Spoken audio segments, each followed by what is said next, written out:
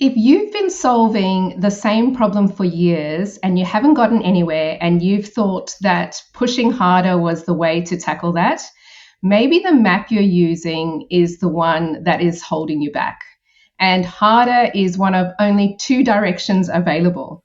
So, my guest today says that the map that we're using is missing a dimension and that we think in 2D when there's a whole new dimension to think about. And that most of us flatten our lives to fit in that 2D dimension. And he's already proven this with me because I have worked with this guest before and still do. And I know that you are going to absolutely love having him here today. So welcome back to the Second Voice podcast, where we uncover the conversations that leaders don't have out loud. I'm Luisa Hogan, your host, and today I'm joined by Mark Zan. He's an entrepreneur and an intuitive leader whose paths have run from underground coal mines to corporate boardrooms to building businesses and helping people reconnect with themselves.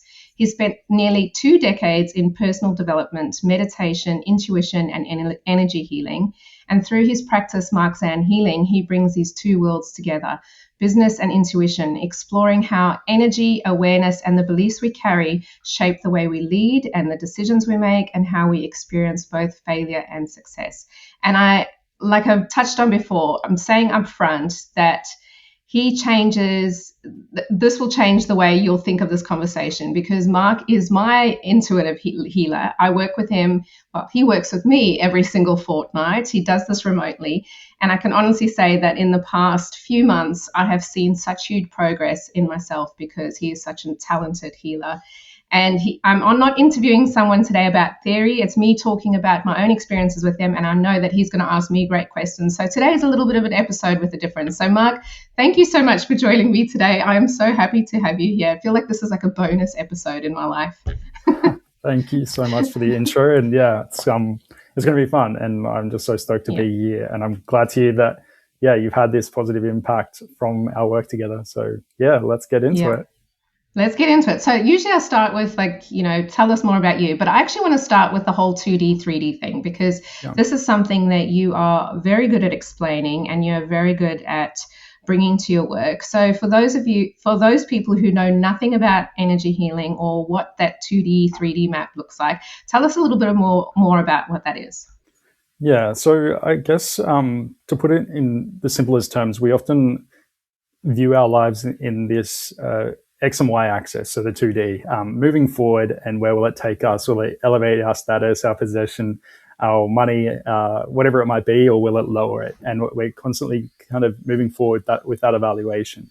And I guess, and I'm guilty of it, I guess we're all guilty of it, particularly with the influence we have from like social media and the people around us, being comparative. But there is this energetic element, and to fully experience every element of our lives, we need to break that down into what it really means, and that how it affects us on an energetic level, an emotional level, a spiritual level. And I feel like there's no escaping instances of life where like a small veil gets like placed over us, and it becomes part of what suppresses our energetic resonance, what we put out into the world, what we get from the world, and ultimately affects our experience, the entirety of our experience. So yeah, I'm very passionate about questioning people when they have a really clear, let's say, material goal. And I'm like, so what does that mean? What does that bring you? And it kind of leads to this cracking open of the 2D and expanding into the 5D, let's say. But it goes beyond that. There's no limit to the dimensions you can affect in working on the energetic resonance of yourself. So yeah. Yeah, amazing. And for people listening who've never experienced this world, tell them more about the work that you do in your healing practice, because some people would be hearing this for the first time. What does energetic healing look like? What does it mean? What do you do? And I can talk from my own experience, but what is it that you do?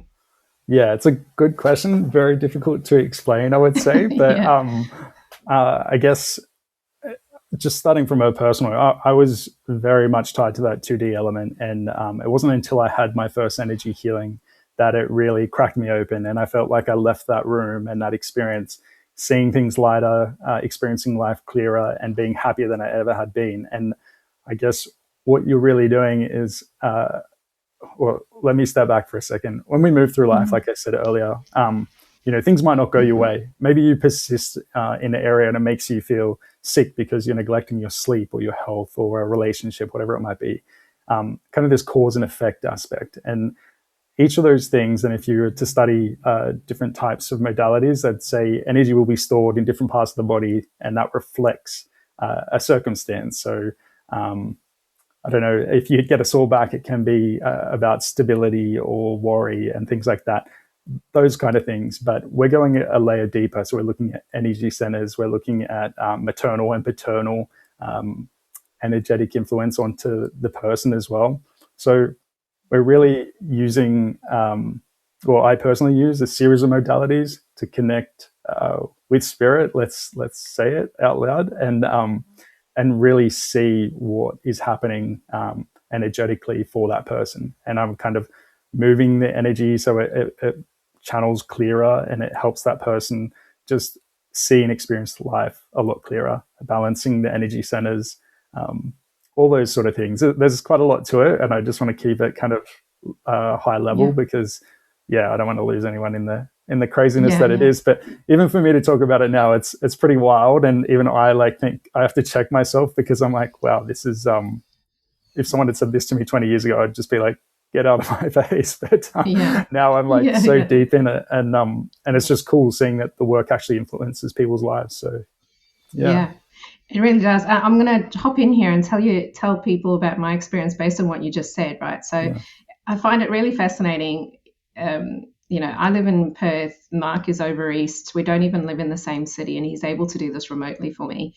And every fortnight he will, do the session for me. I'm not even aware when he's doing it, and then he'll send me this voice note afterwards. And I find it so incredible that from his voice note, he's always able to pick up exactly what's going on in my world at the time. And there's one that comes through. He was talking earlier about maternal patterns and maternal sides. Every time it comes up for me on my left side, my left hip, my left foot, he's always talking about my maternal side. And it's so funny because, I work with my sister to support my mum overseas, and all of these things always come up, and I'm surprised and not surprised. He does it, and every time I'm like amazed that he's nailed it in terms of what's going on, and that he hasn't even spoken to me or seen me, and he's able to interpret from my energy exactly what's going on in my world. So even if you're a skeptic, you don't have to understand how he does it, but he does it. And it's always amazing, because then, for a week or two afterwards, I feel this incredible lightness, or I feel this incredible ability to work through whatever I'm going through,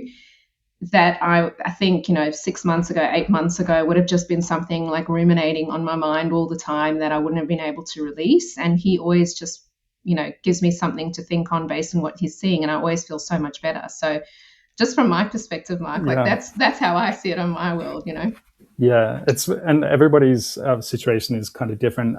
Where there's like a more prevalent physical ailment, and actually we did have this experience, if you don't mind me sharing, when your tooth was cracked or something to that effect, and I picked that up. And when somebody's experiencing like a more physical ailment, then you tend to, that would take center stage. But it is like what you're saying, when you're having those thoughts or those repetitive patterns, or things haven't gone your way, or worry, or whatever it might be, they really create this bundle of energy that kind of sits in our body. And that's where I'll come in and kind of move that. And it will make you feel clear. It will make you choose from a higher place rather than from a place where that worry stems. And it's a real privilege to be able to do that work. And it's incredible. Like, I got no words for it. It's good to get confirmation from people about the impact that it has. So Yeah. And, people who come to this podcast want to hear about the self-talk and, they're entrepreneurs, they're leaders. And for anybody listening, how this has helped me and my self-talk and my internal thinking is it actually helps me lean into my intuition a little bit more. And then, Mike will come back and say, you're not leaning into your intuition enough, you can tell. And, it really helps me, remember and bring that awareness to myself too, to not allow that first voice to run away with me, and to allow myself to settle. And he also gives me the tools and the healing to allow me to tap into that intuitive side a lot more, right? So if you're coming here listening for how do I improve my self-talk, this is definitely one way that you can do that, right? Yeah, definitely. And I think that was one of the things that was really prominent when I first started working with you, is just you helping you escape your mind a little bit. And I know this is true of so many people that I work with that are highly intellectual people, really driven. Their mind is both their greatest gift and their worst enemy sometimes. And it's really cool to kind of like dilute that intensity and the energy around that, so they can really get back to that intellect, the root of what their power is, and let that that overdrive of thought kind of slip away so things are clearer. It's I really like to see the impact of that, and it's so tangible for the person. It's surreal. Yeah. It's brought a whole new level of trust to my life that maybe the overthinking me wasn't so good at, because I'm not good at, just allowing to surrender to things, and I would have to think my way out of everything. And I don't get it right every time. And you always like call me out on it when you see it. And then it's good. It's a little reminder. But I want to know your journey, right? So like, thank you for explaining that so that people understand, that world. But your journey, you've come from that corporate background, coal mines, corporate boardrooms. You were saying earlier you were in a corporate boardroom yesterday, so it's like a completely different world. Was there a time that you were living in that flat 2D world, and what was the first thing that you started doing to shift out of it, and what was your journey to get to where you are now? Because to me it's such a huge contrast, from that world to living the way that you do now, and doing the things that you do. Yeah, it is. I guess it's pretty unique, my journey. I was brought up with the whole concept that the 2D aspect was everything and anything, that like we should focus all our energy in that realm. Like, how do I get forward? How do I elevate? And I was very much subscribed to that mentality. But it wasn't until I was like 19, I had this life-changing energy healing, and it really kind of cracked me open. And so I continued on that path. I worked in underground coal mines for over 10 years. I worked in construction, and then through program project management into general management, and then in corporate, which I'm in now. I've also had a few of my own businesses along the way. But my extracurricular activity was always at night. Like when I got home, I was like reading books and doing courses all about this kind of work. And whether it's Reiki, shamanism, crystal healing, it could be anything. I just was so fascinated by it. And it was this other element that I wanted to kind of nurture that was within me. So I've got like my brain going like high intensity boardrooms, like you said, and businesses. But then there's this other part of me that is really guided and grounded in spirituality. And I think they kind of speak to each other in a lot of respects when the opportunity presents itself clearly. But it's definitely been a journey. And I kind of do my corporate job now, and I come home and I do healings and psychic readings and things like that in the evenings. It's quite taxing, but I absolutely love it. And big credit to my wife for just being so supportive on the journey as well, because it hasn't always been easy doing all that work and exploration for myself. And it's crazy. Yeah. What an amazing journey. And I love, because I feel like this is where I feel akin to you in many ways. It's like, doing my business, working with corporates, working with corporate clients, and then, any free time I've got, I'm reading up on the spirituality stuff. And I feel like I'm, on a little bit of that journey myself now, right? So I think the world, so many more people are doing that now, right? And I think there are going to be people listening to this podcast who know nothing about it, and there's going to be people on this podcast going, yeah, well, that's what we do. We just don't talk about it so much, right? So are you finding a shift in people who, are more aware of, coming out of that 2D world and knowing more about their spirituality and the meaning behind why they do things?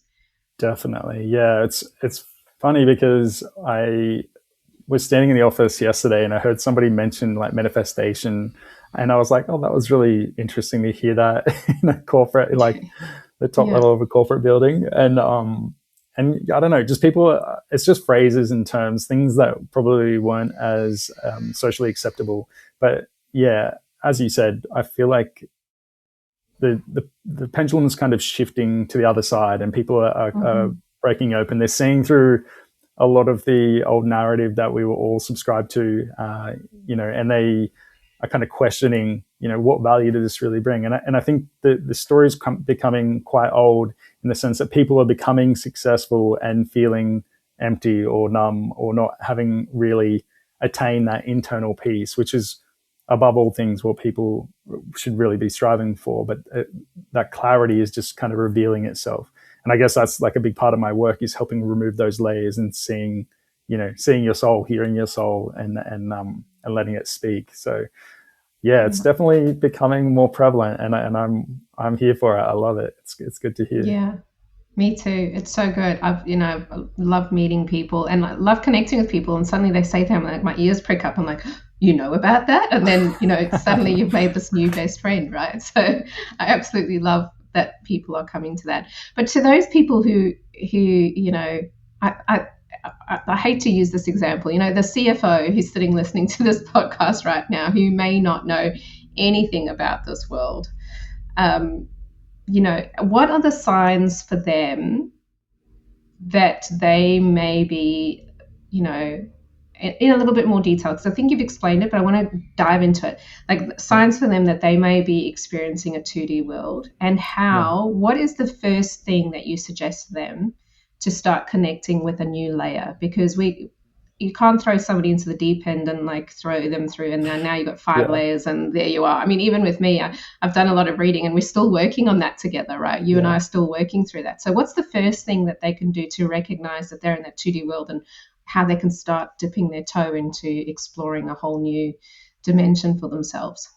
Yeah, I think the first thing that is really important to set from the get-go is that it's a never-ending journey.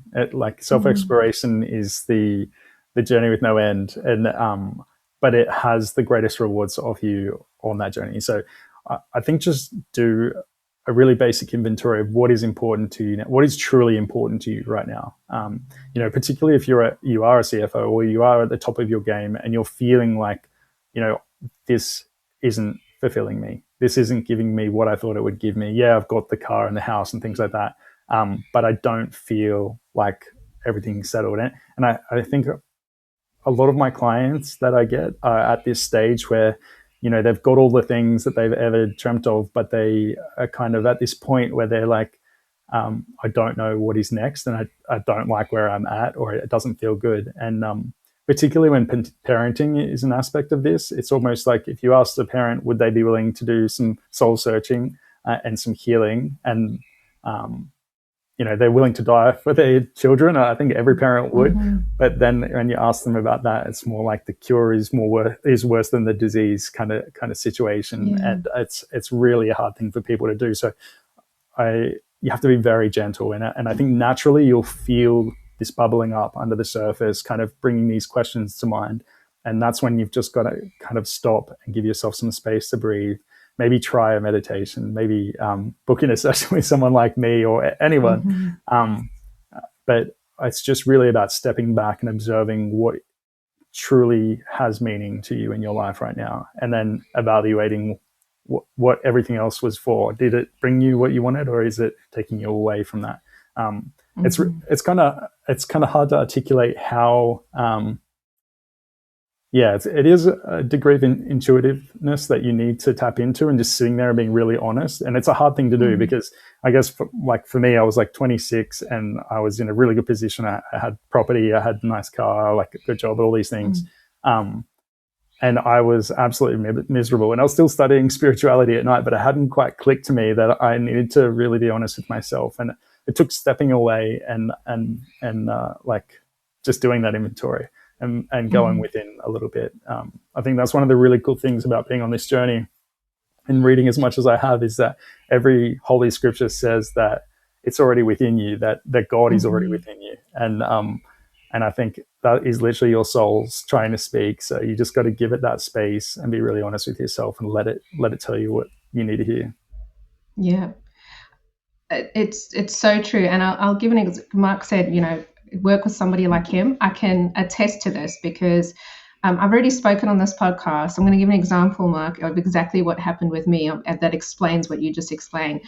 I've spoken on this podcast about my other business, Whisper and Thread, that I'd started with my sister a couple of years ago. Award-winning business, by all intents and purposes, like doing great. And I knew why I wanted to do it. It wasn't my passion. It wasn't my passion. I wanted to set it up with my sister so that she could build a business for her. And it was really interesting because I was so driven to make that work, and I was working really hard, and it was doing well. Then things came up that made that business harder. US tariffs knocked out 60% of our market with that business. And I started putting things in place, like to do world, right? Started putting things in place. What do I need to do? Okay, this is the strategy that I need to do to put that in place. And working with Mark started bubbling up all of this stuff very quickly that wouldn't have happened if I hadn't worked with Mark around, this is actually not what I want to do. And I can keep doing this and, I'm going to push really hard, but it's not my passion and it's not what I want to do. And I started questioning, why am I doing this? And it was in that moment, in those discoveries through my healing with Mark, that came up that like, no, I actually don't need to be doing this. It's not what I want to be doing. And there are better ways for me to solve the problems that I was trying to solve by starting that business. And it's so funny because the moment I made that decision, and I made that decision maybe like a day after a session with Mark, I made that decision, the whole world changed the day I made that decision. My 10-year-old business started to get far more opportunities. It's mad. Like money started coming in for that business. Opportunities started opening up for me again because I'd sort of put it in a parking spot, right? Like I'll just leave that for a minute. I'm working on it, but I'm focusing on this other one. And then the minute I didn't, it's like all these opportunities, the strategy came into place, all of these amazing things, and it's lighting me up. It's lighting up my soul because I'm doing what I love again, but even more so. And it's crazy because I would not have gone through that whole process if it weren't for Mark. Every fortnight, going through that, helping me and bringing his work to me and making that happen a lot faster. So sorry to hijack your podcast a little bit, Mark, but I wanted to give that example of exactly what you're talking about and how it manifested in me. Oh, that's very kind. And honestly, like I think anyone that operates in the healing space knows that they are simply like a conduit for source. They never actually conduct the healing. They just kind of create the environment and work with the energy to help it happen. And it's really credit to the people that are willing to do the work to get to that level. And I think with you specifically in that occasion, it was really just a shift of focus and energy, evidently, that really just lit the path kind of for you. And you're not the first person to say that, like after a couple of healings, seeing a really transformative shift. Sometimes it's not a positive one in the first incidence, but it creates the path that they needed and lets go. It kind of breaks away the things that were holding on to that might have been in their way. So it happens in mysterious ways, but it always happens for the best reason. So even if it's not evident right then and there, but it's cool, and I'm glad it had that impact. It's so cool. Yeah. And like you say, it wasn't easy. It wasn't like, it happened very quickly, but at the same time, there were tears. There was lots of discussions with my sister about what was right, what we're going to do, lots of really open conversations together about what that looked like. And that, there was that period of like, this is a really hard decision. And also fear, like, what's people going to think of me winding up a business that's award-winning? Do I look like a failure? And you're dealing with all of those things. But old me 10 years ago would have had a complete meltdown over that. And just going through this process and connecting with that internal, and going through that was a completely different experience for me, which was amazing. Yeah. And amazing that you do that. Yeah, you did so well going through it so quickly as well. Yeah. I think that's the thing where people get caught up the most is like, what will people think? Am I a failure? Am I this? Am I that? Reality is we are only what we make ourselves, and the best thing we can do is just be honest and be who we are, and everything else will kind of work out from there. So I credit to you. It was cool seeing that all unravel so quickly. Yeah. So tell me a little bit more about what else you can help, like this helps people with, right? So it does help people. I've given some examples of how it's helped me. What else do you see in this world that, exploring these new dimensions for themselves helps them, potentially in their business. Let's talk about specifically in business. We've talked about how it helps intuition and helping that second voice. What else do you see in your clients? Yeah, I think with business specifically, I think it comes back to that comment I made earlier. It really clears all the noise and helps you make decisions from a higher place, from a more aligned place. And you'll hear any intuitive that's worked with business people say that if you can make an aligned choice, it's always going to be one that serves you the best. And whether that's by revenue or putting you on the best path, it tends to be like extremely true, even surprisingly so for me and my experience doing this for a few years now. But I guess I am tending to attract a lot of people that have had a similar journey to my own, like they're progressing through that 2D growth kind of element without any respect for the energetic component. And just by, as I said, like removing those veils, those energetic layers, and really getting them in a state of alignment, it's been incredible for people that are dealing with things for their kids, or whether it's their own like identity shifts is a really big one. And I think that's understated in so many ways, whether it's for business or parenting or relationships, whatever it might be. But identity is a really big one. But honestly, it's tapping into all the people that I work with all around the world, the UK, the US. It's just amazing to see that it can help someone come back to center and just move forward in the most aligned way. And that's just like the most common thread throughout it all. But I guess, like as we were saying earlier, it's this bubbling up, it's this questioning that we're constantly getting that's kind of driving you to see someone like me or make a change, and start to be honest with yourself and step into spirituality. And it doesn't need to be meditating every day. It could be something really small, but I think any practice is a good practice so long as it has the right intention, and that's just to bring you back to yourself. So yeah, I'm a big advocate for it. Awesome. I love it. So last question, and I'm talking to the entrepreneur who's, because people are entrepreneurs, they come here, I want to know how other people are making it. What trials and tribulations are they going through? Because somebody listening to this will resonate with you and, resonate with your journey. They may be going through that transition of, started out in corporate 2D world, want to transition to something so far different, but are afraid to. Tell us about your journey and what's driving you out of that 2D into that, all the new dimensions for you. And, where are you still living in 2D? What's holding you back? What's driving you? What's keeping you going? Yeah, I think, so I did try like doing just healings, just for a couple of weeks. I took some time off last year, and I absolutely loved it. And, but I found at the end of the 2 weeks, I really still had that drive within me to exercise my intellect in a different way. And so I still experiment with businesses. I've created apps, like I think about one of my apps that helps people tap into their intuition. And I'm building more apps now and helping other people with their businesses. And I love that whole element. I love to create. Like I think that's the biggest part of it, and why it's so akin, like spirituality, so akin to creativity in that corporate side, is because I just love to develop things and see ideas come into fruition. And to me, it speaks to each other. So it's nurturing that huge component and that major value for me of creativity and creation. Whether it's seeing somebody move through a difficult time into becoming more aligned and moving forward on their path, and seeing that eventuate and bearing fruit for them. And then whether it's an idea I have that I can bring to life, whether it's through a business or an app.